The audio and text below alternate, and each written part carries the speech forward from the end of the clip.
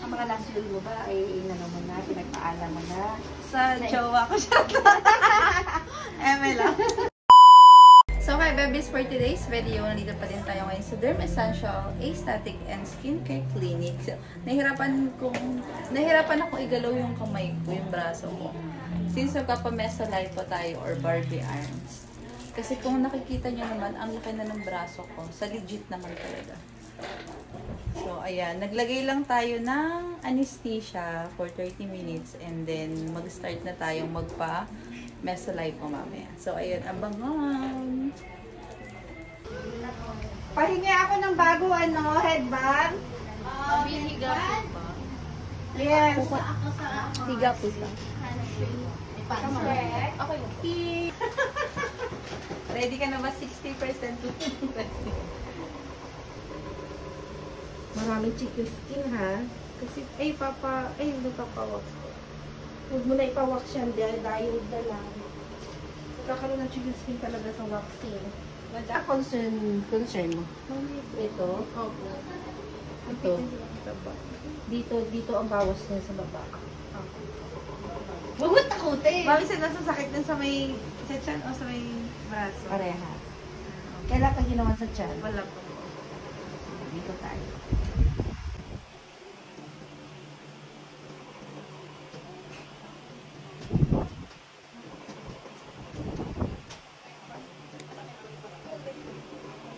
Hindi ko magkanit sa ulan. Sige, dito muna tayo sa pinakataas mo. Masabi ka ano? May masakit? Siyempre, titisin niya yan.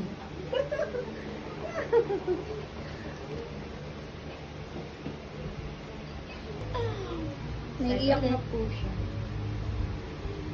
Tis, ganda pala yung ano. Yes.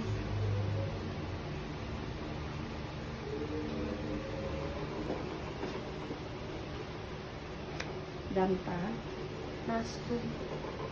Last 20? Okay.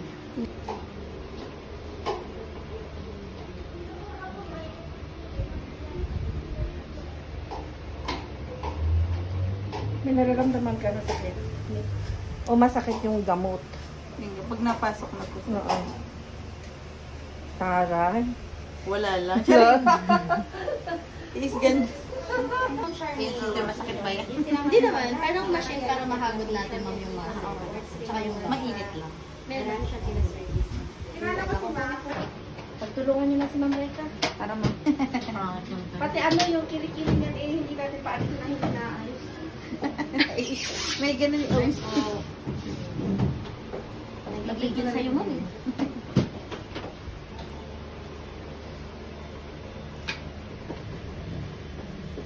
Masakit na. Ano lang yun. Mindset lang yun. Parang mabigat na siya, mami. Very light. Oo, ganun lang yan.